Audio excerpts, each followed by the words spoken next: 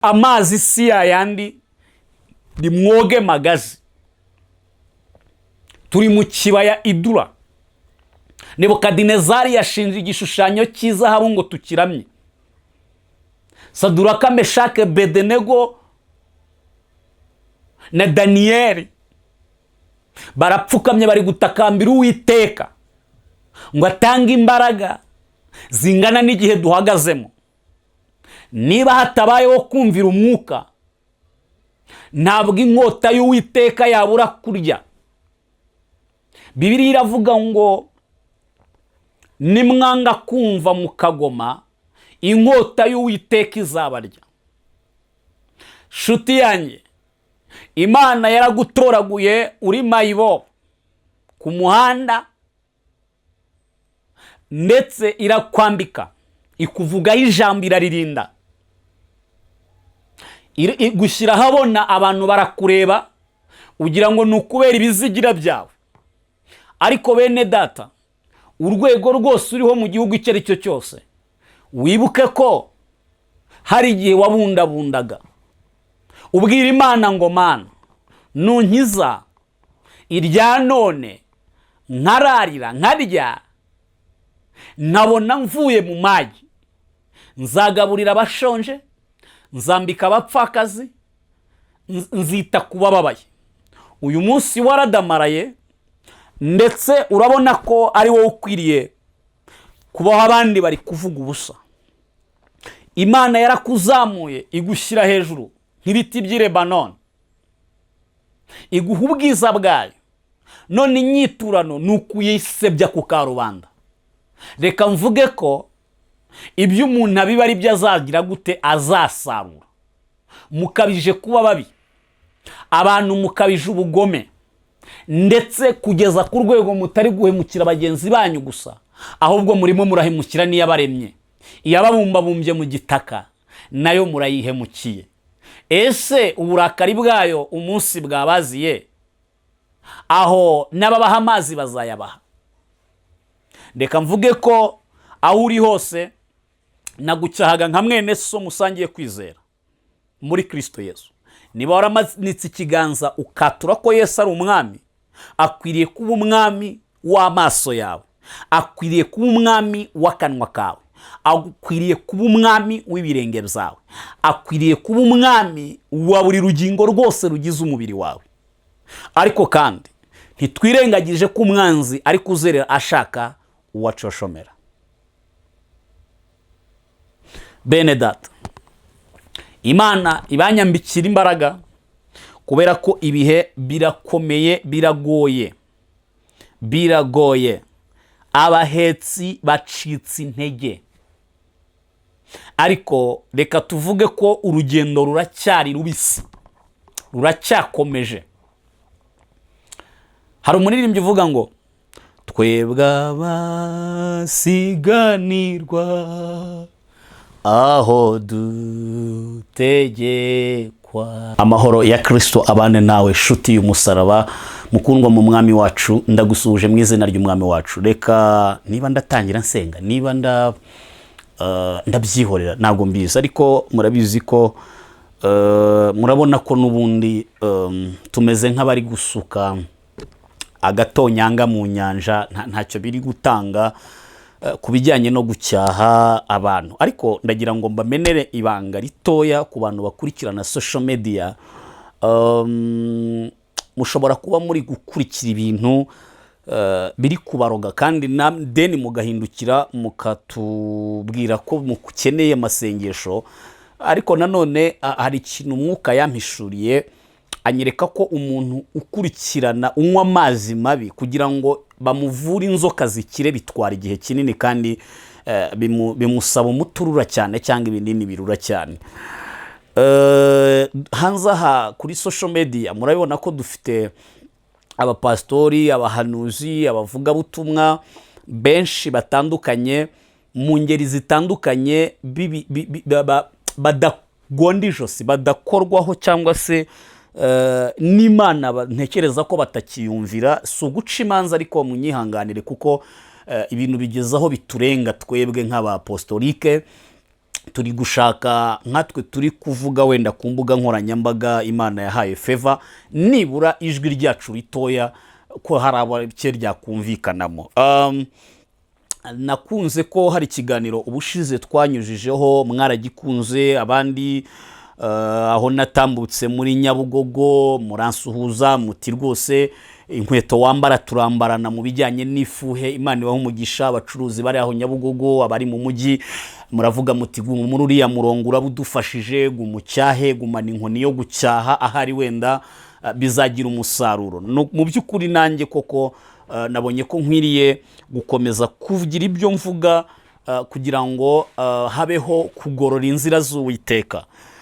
Bibiliya ivuga abantu b'ibicamuke batumviraga ijwi ry'Imana, ni ingero nyinshi ariko sindazijyamo kuko abenshi ntibararenga ihaniro ngo bagere ku rwego rwa ba Nebukadinezari babonaga imirimo y'Imana bakayibagirwa. Ahubwo ikintu nshaka kuvuga ni kimwe, nuko isi iri mu mahenuka, kandi aya mahenuka isi irimo iri kugana ahabi, kandi aho isi iri kugana habi nta kindi kiri kubisunika ni umwanzi Satani, kuko igihe cyamurangiranye.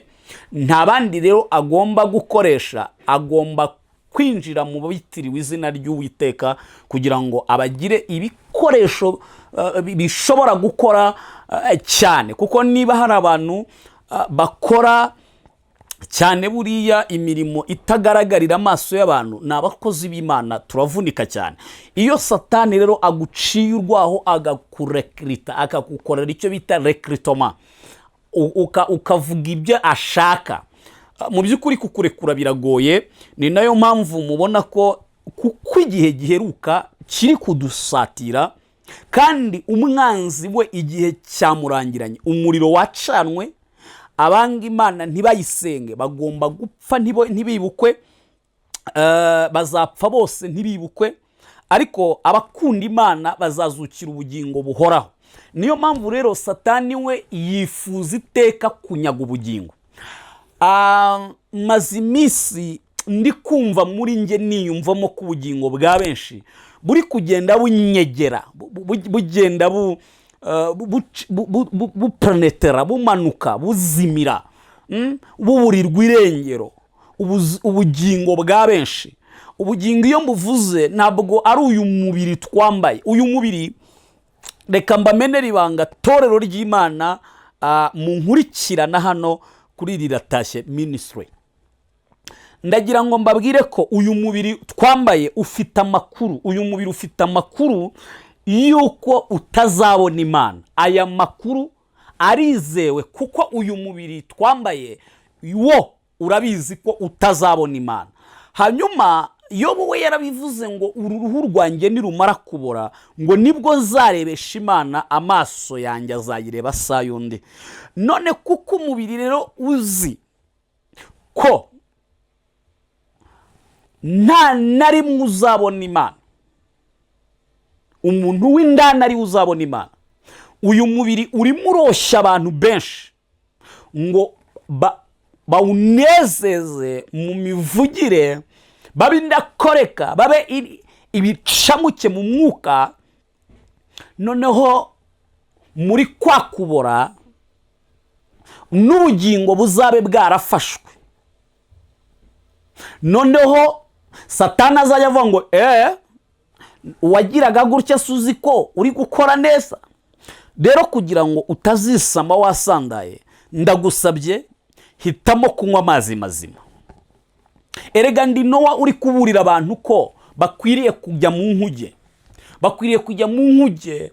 Kandi inkuge ntabwo kikiri igiti kibajwe na Nowa, no, ahubwo inkuge ni Kristo Yesu. Mu isezerano rishya inkuge tuvuga ni ukujya muri Kristo Yesu. Muri we ntibapfa barasinzira, muri we bamenya amakuru, muri we bagirana ubumwe, muri we, muri Kristo habamo ubumwe bw'abana b'Imana na Kristo. Ndi kubona intambara zimwe z'amagambo, abafite uburyo basambana video call, abafite amajwi batongana ibitutsi nk'iby'abashumba baragira inka, ariko nabo bakera b'uyu munsi basigaye bazubaha, abandi bafite ngo amakuru y'indani. Nshuti zanjye, mwamfashije kubw'ubuntu bw'Imana mukajya muzana n'ubwino bw'ijuru, ubwino bw'ijuru, mukaba mu bihe byiza byo gusenga, mukazana n'amakuru y'ijuru, uburyo abera twahagarara muri bino bihe bishishana, uburyo abera twavuga Yesu muri bino bihe bishishana. Mwadufashije. Bibiliya ivuga ko mu kanwa kabi katavamo ibyiza, niko kuri. Ariko hari amahirwe ko ako kanwa gashobora no kuvamo ibyiza mu gihe kagize amahitamo meza. Bibiliya yo iravuga ngo mbese amazi yo mu isoko mabi, amazi mabi yava mu isoko nziza, cyangwa amazi meza yava mu isoko mbi? Ntabwo bishoboka. Buri soko yose ivubura amazi bitewe n'aho ivoma. Rero ndabyemera ko waba warahisemo umurongo wo kuyobya intore niba bishoboka, ariko ndakwinginze abo umaze kuyobya barahagije. Noneho hari ibintu ndi kubona umuntu akitwa izina, noneho abantu benshi barimo barabiyoboka bavuga bati natwe turabanza twitwa aya mazina, noneho dukore uburaya, dukore ubusambanyi, ariko twitwikiriye izina ryo gukorera Imana. Ndabona abandi basitari bavuga bati niba ari uko abarokore bimeze tubirambitse hasi turabyihoreye. Harimo umwana w'umukobwa witwa ahari ni Jackie, ahari njya mwumva ni Jackie, ahari nimba ari ibi ngibi ndabirekuye, ariko ndagira ngo nkomeze intama zari zarafashe umurongo wo gukorera Imana. Ntabwo abantu bose ari bariya mureba, oya, ntabwo iminwa yose ivugira Imana iri kuvuga ibibi. Hariho abantu beza n'ababi. Isi izahorana beza n'ababi, isi izahorana abaciye bugufi ndetse n'abakomeye. Yesu azarinda agaruka umubi akomeje gukora ibibi, ariko Bibiliya ivuga ngo bukomoka kuri so Satani.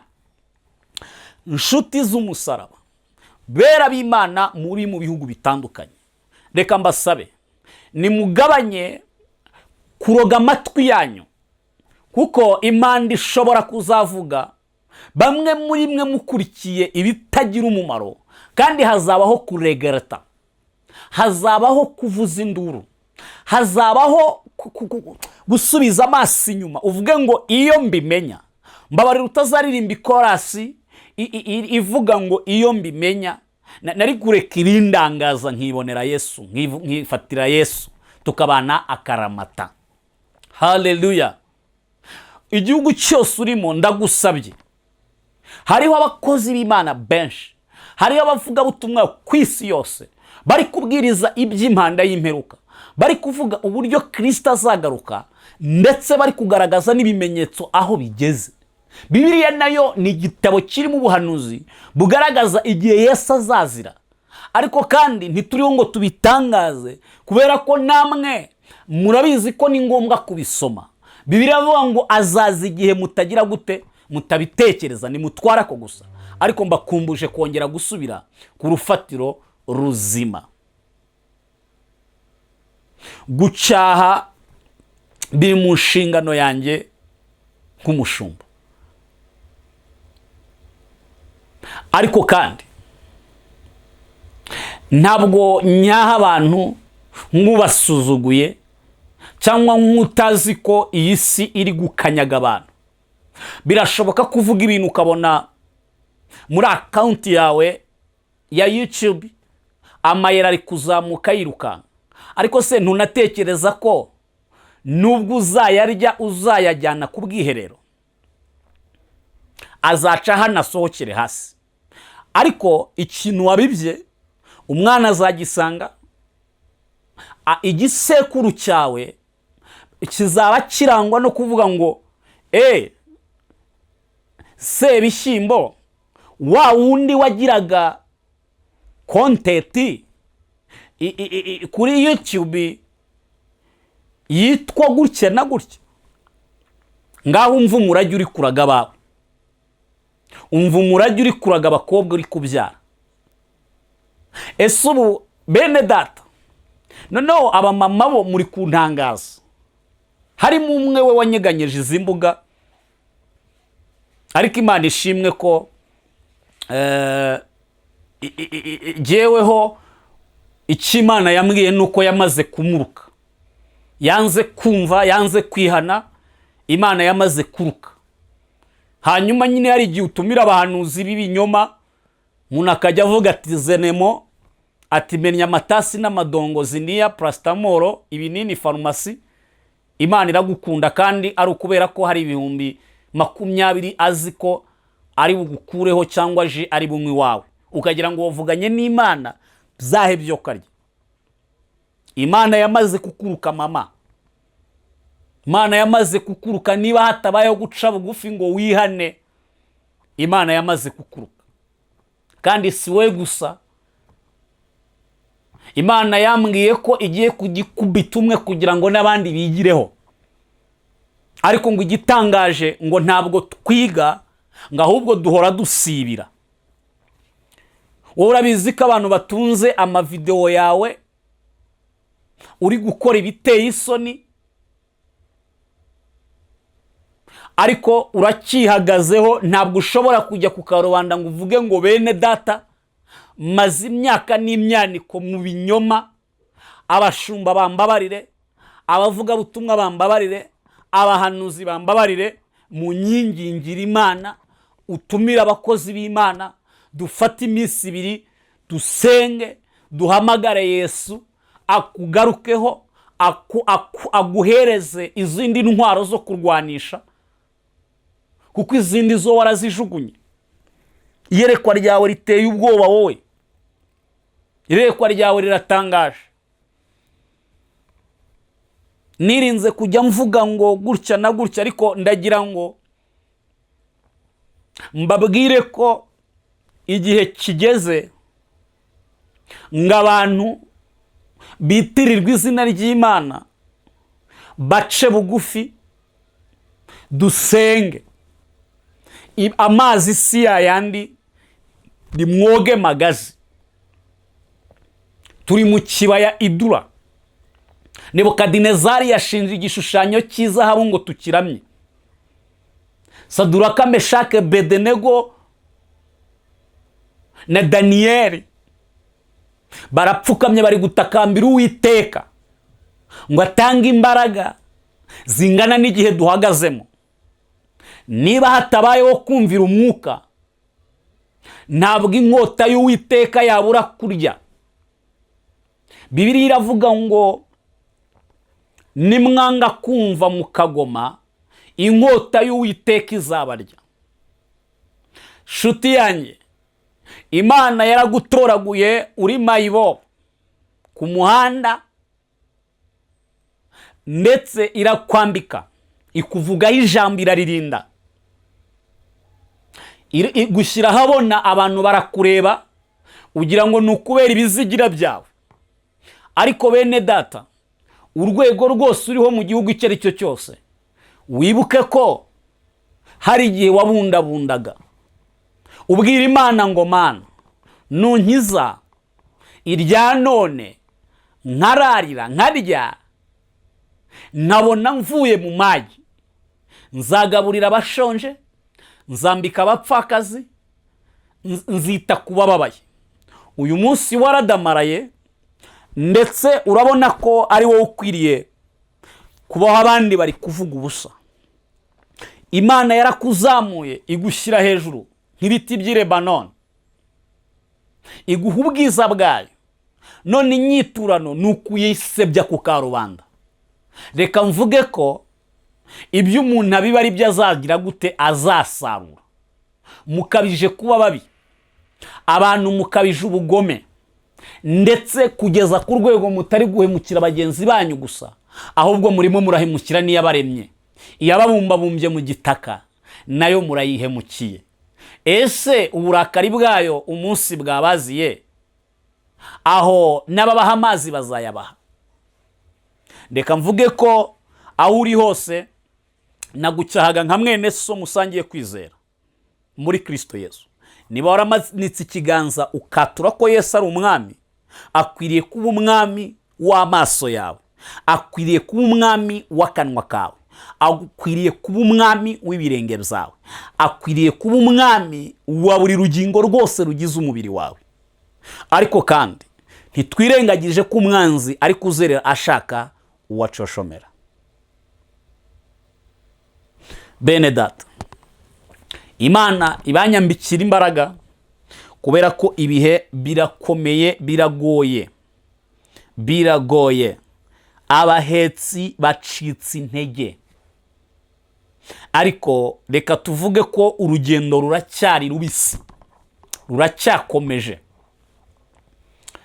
Hari umuririmbyi uvuga ngo twebwe abasiganirwa aho dutegekwa, twitegeye ururembo tuzarutahamo, urwo rurembo rwera ibirimo byose byubatswe n'izahabu zirabagirana. Reka mbaganirire ibiri muri rwo. Haleluya, haleluya. Hari ururembo rwitwa Yerusalemu, abera b'Imana tuzabamo. Bamwe baravuga ko Imana tuvuga ari iyo mu bazungu, abandi bati niyo mu Rwanda, abandi bati niyo mu kirere. Reka tuvuge ko ntigira ibyo muvuga, ahubwo yitwa Imana yaremye ijuru n'isi, yitwa ndiho, yahozeho utarabaho kandi izahoraho.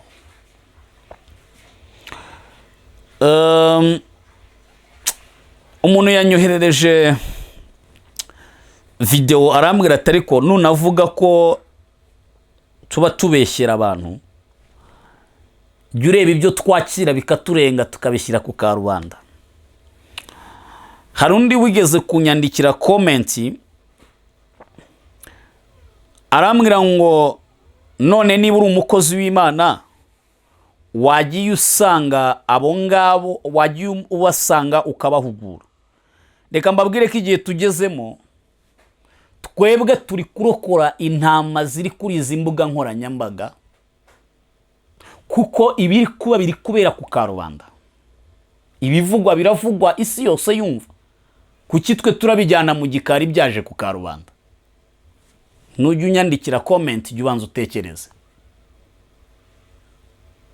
Yesu yamanitswe hagati y'isi n'ijuru ku manywa y'ihangu.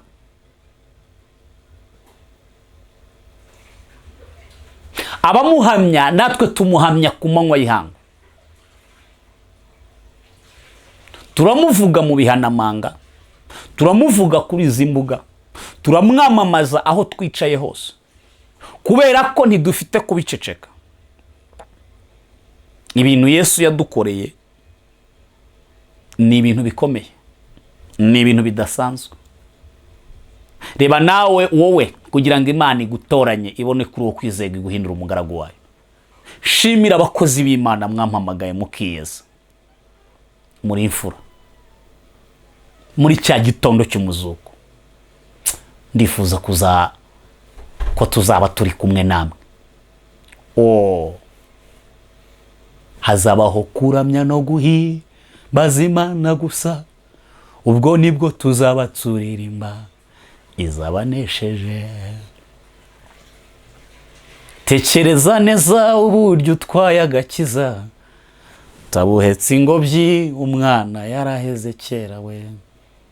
Niba hari abantu ntajya mburira umwanya, abantu batura mbafitiye umwanya uhagije, nushaka uzahamagare saa sita z'ijoro uvuga ngo ndumva ibintu mbamo nabihaza, ndumva ashaka umurongo mushya.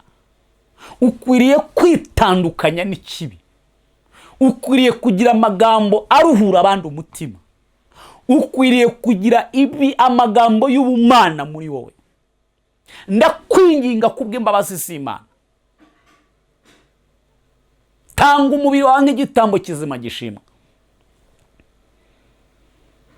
Ariko ibi iyo mbivuga saba ajya kurahura imbaraga muri Nigeria mugatamba abantu, mukabeshya isi. Erega imirimo y'umwijima turi kuyibarebamo. Bamwe ku isi, muri iyi si, bari gutegeka abantu kwambara imyenda y'abapfu.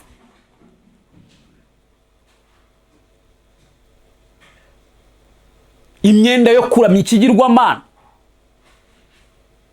muri iyi si mureba.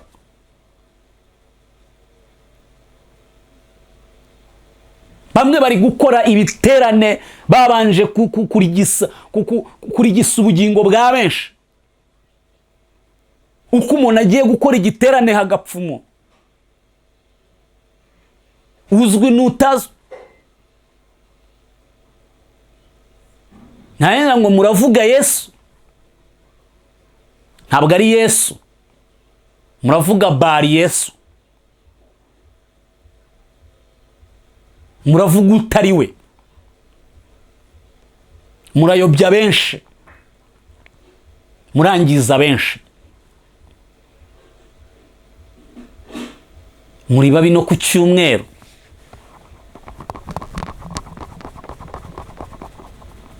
Amasega aryana mukitwikira uruhu rw'intama. Imana ibatabare, Imana ibagirire neza, Imana ibambike imbaraga, kandi Imana ibakomereze amaboko. Ndagira ngo dusoreze kuri iri jambo. Ndi kujya nkora ibiganiro ntanezerewe cyane, nubwo isi dusaba kwishima, mu byishimo tudafite, n'ijuru naryo rikavuga ngo mwishime, ariko kandi tukavuga ko n'ikuzimu nyine ariho bahora bahekenya amenyo, tugomba kubirengaho tukishima. Ariko biragoye muri iyi minsi, abahetsi bacitse intege. Abana b'Imana turi ku rugamba rutoroshye. Imana itugirire neza, Imana ibambika imbaraga, Imana ibarwanirire intambara muzi ndetse n'izo mutazi. Hari ijambo riri mu byahishuwe Yohana igice cya mbere umurongo wa 3, ravuga ngo hahirwa usoma amagambo y'ubu buhanuzi, hahirwa n'abayumva bakitondera ibyanditswe muri bwo, kuko igihe kiri bugufi. Fitemo ijambo rito, ariko ritari rito, kuko ijambo ry'Imana si rito. Rivuga ngo kora ibyiza, igihe cy'ingororano kiri bugufi. Kora ibyiza, igihe cy'ingororano kiri bugufi. Imana ibagirire neza, mwakire neza ijambo ry'Imana, ndetse n'ubu butumwa bw'impuguro. Bake bashobora kubyumva, abandi mushobora kuvuga bati wowe se, iyo tuvuga ibi natwe ntituvuga ibi nk'abadafite ibyo twanesheje, ahubwo tubivuga nk'abafite ibyo twanesheje dushaka ko n'abandi banesha. Ariko kandi ntitubivuga nanone nk'abatera amabuye bene data, kuko tuzi imigozi ihambira bera ko ari imigozi kajije cyane y'abadayimoni. Ariko turi ku mavi, 2 Imana ishaka, 3 Imana ishaka, bazahindura isi byanga bikunda. Imana iguha umugisha niba ukwiriye, kuko dusigaye dusabira umugisha abawukwiriye. kandi umugisha tuvuga si biriya muri kubona, kuko etaje umuntu arapfa akayisiga, imodoka iragonga mu masegonda make ukayibura. Hari umugisha Imana itanga itongeraho umubabaro, ni umugabane w'ubugingo bw'iteka. Iyo twatura umugisha rero twatura amahoro. Mu gihe uri muri pire yavuga ryama ugasinzira, n'uwo mugisha tuba tuvuga. Imana ibagirire neza. Shalom.